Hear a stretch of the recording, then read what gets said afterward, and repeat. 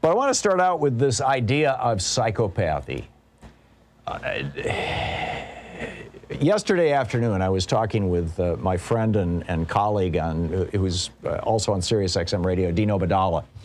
And Dean is a really, really smart guy. He's a lawyer. He's a great talk show host. And he's a very good writer. He had written a piece for CNN earlier in the week, actually late last week, an op-ed pointing out that the FAA says that there have been 2,900 incidents of air rage so far this year. I mean, it's like off the charts compared to previous years. And the 2,200 of those involve people refusing to wear masks. And we're not just seeing rage on airplanes. We're seeing it, in road rage. We're seeing, yesterday there was actually a story in the press about a guy who was asked by a clerk in a store, in a retail store, to put his mask on. He pulled out a gun and shot him dead. I mean, this is how insane it is. Retail workers are worried about it. Even mass shootings are up right now. Murders are up right now. Dean correctly points out that, at least with regard to the air rage, it seems to have to do with, wearing masks. And that Donald Trump set the tone for that by ridiculing masks back in the day, and even ridiculing Biden for wearing one, saying it made him look weak. Other folks, there was a great piece in the Washington Post, for example, suggesting that the reason that this is happening is there's just this incredible confluence of stressors. We have been through a year of lockdown, which is enough to make anybody a little crazy. We are afraid of getting a disease that might kill us, which is also, puts people on edge, so we said at the very least.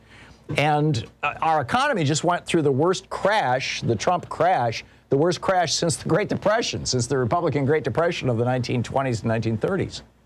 And those are all important points. But I think that the really critical thing that we really should be paying attention to, and a lot of people are missing, is psychopathy. Now, just to explain, a psychopath, first of all, about 1% of the U.S. population are psychopaths. It's rare, but it's an actual diagnosable mental condition, or part of the spectrum of humanity, depending on your perspective.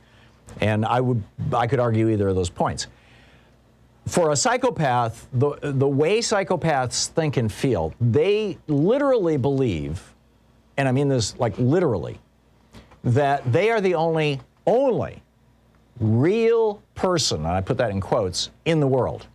Everybody else doesn't experience life as deeply or richly, doesn't feel as emotions as profoundly as they do. Everybody else is kind of like a cardboard cutout, a cardboard character. Everybody else in the world, for a psychopath, is simply there to provide them with gratification and help meet their needs. And this is why psychopaths find it so easy to kill people. This is why psychopaths find it so easy to engage in crime. It's also why 15% of corporate CEOs in the United States in large companies, you don't find this so much in small companies where management has to actually interact with human beings, but in giant companies where a CEO can simply say, yeah, lay off 10,000 people, close that factory, destroy the lives of 2,700 people. That 15% of psychopaths, of CEOs of major corporations are psychopaths, according to Forbes magazine. And a similar population in prison. Actually, Forbes said 12%. I've seen numbers higher than 15%, actually, from some studies. So what happened in America, and this is really important to get, is that in our country, the head of state and the head of government are the same thing. In the United Kingdom, for example, they separate those functions. Boris Johnson is the head of government. And he can be as rumpled and weird as he wants, but because he just runs the government. He's a bureaucrat. He's the prime minister. The Queen is the head of state. She sets the tone for the nation. She sets the style for the nation. In the United States, the President of the United States is both the head of state and the head of government. And so our presidents set what is the norm for acceptable behavior for wealthy, powerful, privileged people for the entire American public. Whether it was Franklin Roosevelt's enthusiasm, or whether it's John Kennedy's haircut, or whether it's George W. Bush's lust for revenge, we all become like up until this point, it's always been a father figure. You know, every president's been male. We all become sort of like the father of our country at that moment. When Trump became president, he literally became the father of America. And when father is psychotic, families tend to become psychotic. It's not that everybody in the family behaves psychotically. What happens is the few psychotics around, well, first of all, the family gets terribly wounded. I mean, when Trump was just a psychotic real estate mogul, it wasn't that big a deal. The people he was harming were principally his children and the family around him. His niece is suing him for robbing her. The people that he did business with, the people that he ripped off, basically the people who tried to go to Trump University, or the contractors that he hired, things like that. And, that was pretty much it.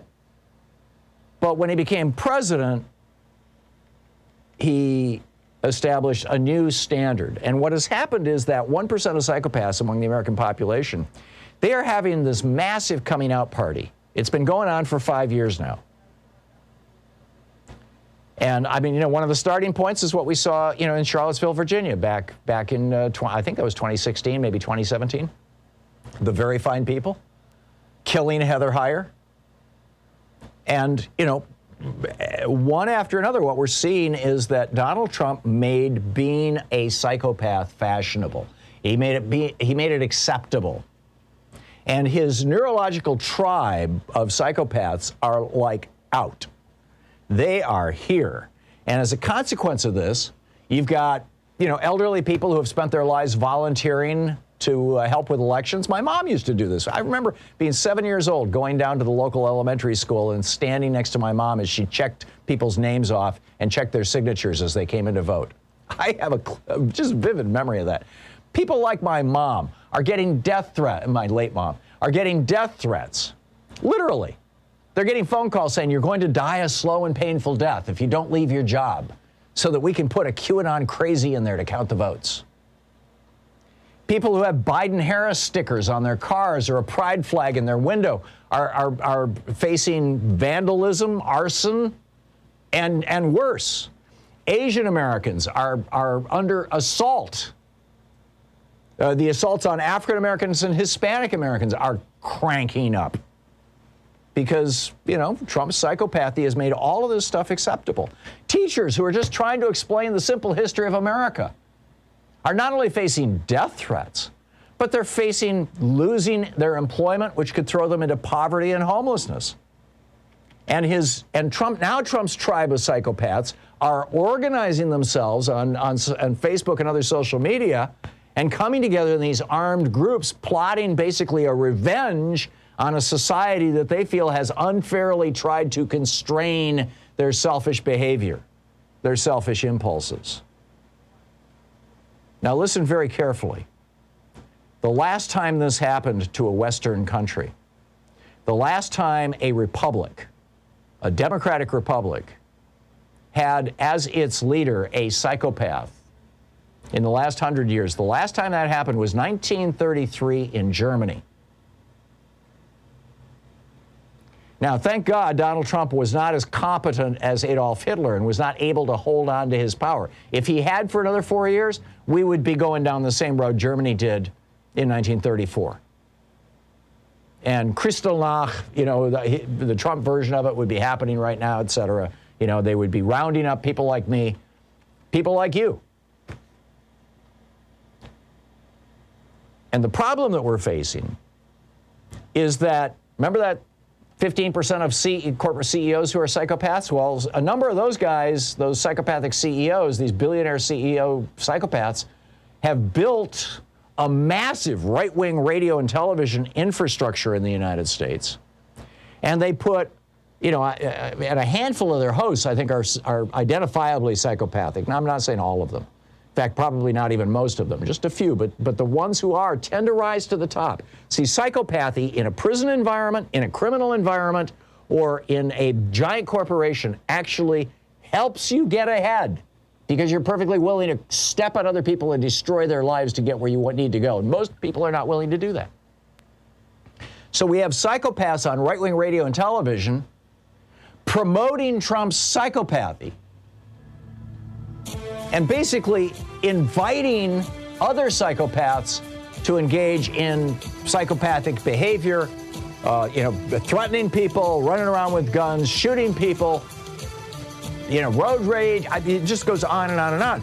And as long as that awesome multi-billion-dollar media infrastructure continues to exist doing this, we're going to have a serious problem with psychopaths in our society.